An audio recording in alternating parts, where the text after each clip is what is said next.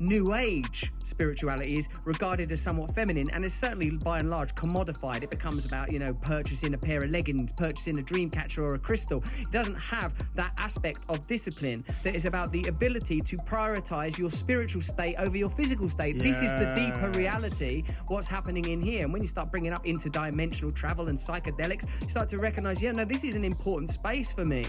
Interesting too, the way that the arguments around sex and gender have altered, because like the Andrew Tate phenomena has been an interesting one, but I've heard you talk about the sort of, and certainly while there are outstanding crimes, I certainly wouldn't comment on any of those things and how they might play out. But if you leave a space in the culture where masculinity can be sort of embraced, loved, revered, celebrated, then different models are going to emerge that take up that territory, rather than looking at the masculinity isn't solely ugly. It just shouldn't be connected to misogyny. The masculinity and misogyny, it shouldn't be that in somehow or another, in order to be masculine, you have to hate women. That's just so ridiculous. That's so dumb. That's not real masculinity either. That's a foolish version of it that is set up for children. It's set up for dullards. It doesn't make any sense. Like, true masculinity, first of all, what does that even mean? Like, just being whoever the fuck you are. And if you happen to be a man, there's going to be certain things that you have. You're going to have a certain amount of aggression. You have a certain amount of anxiety. You have protection instincts. And you've got to have control over as much of your body and mind as you can. And what's the best way to do that? Well, you'll have to experience adversity, and you have to execute with discipline. You have to be able to do that on a regular basis. If you don't, you're not going to trust yourself. You're not going to count on yourself. You're always going to have anxiety. You're always going to have to wonder whether or not you could pull through it.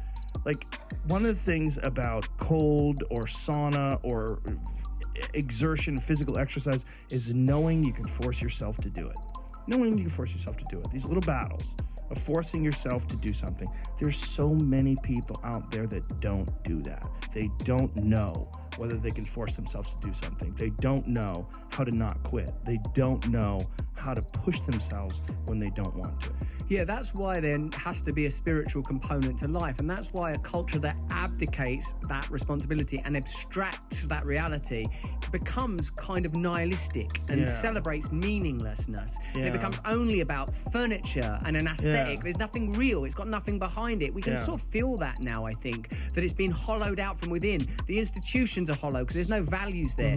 Like I alluded to earlier, the idea of a sort of a potentially senile and decaying president is like the culture is unconsciously telling you what it is. Look, it's falling apart. There are no real values behind it. They'll say that a war is humanitarian when we know that most likely the imperatives are economic imperatives, and one way to find out would be to extract the economic imperatives, then you would find out.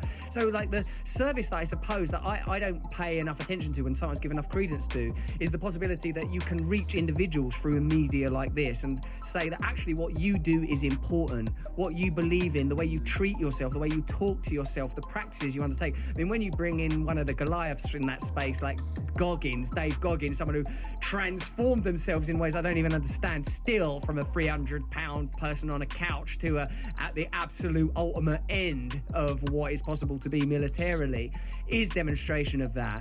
And I suppose that what must be happening, as well as like the where you come at odds with the culture, it's observable. Like, like the ivermectin moment. It's like, oh shit, what you said there, that the mainstream don't like that, and push back and crackle. But like elsewhere, there must be thousands, millions of messages about self-discipline, awakening, do things for your body, eat healthily, awaken, take responsibility for yourself. Masculinity and femininity can cohabit successfully. It should never be about misogyny. All these ideas are reaching out there, and they're reaching people that wouldn't typically be getting, I would say, such nuanced takes on complicated ideas. But people have to act on those signals, and that's the difference. There's a lot of those messages that are getting out there, but how many of them reach a person to the point where that person decides to act?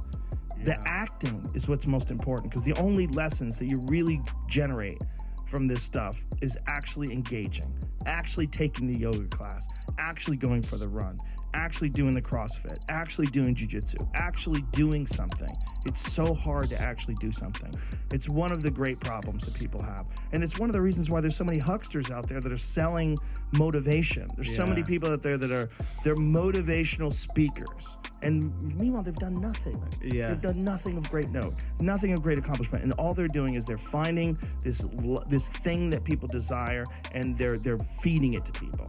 Like, they're giving a motivation. Those people, oftentimes you'll check in on them 5 years from now, 10 years from now.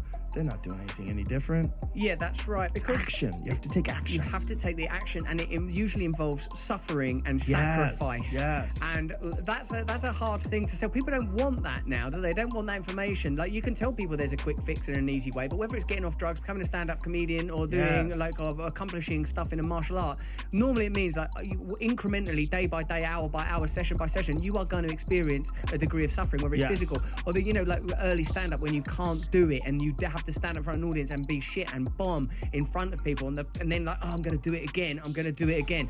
Like, that is unavoidable. And I suppose I don't want to only use the markers that are sanctioned as success, things that might bring you financial success, because God knows there are other ways of succeeding in this world, and truly, truly great people that don't enjoy the accolades of a culture that celebrates many, many things that I think are pretty vacuous.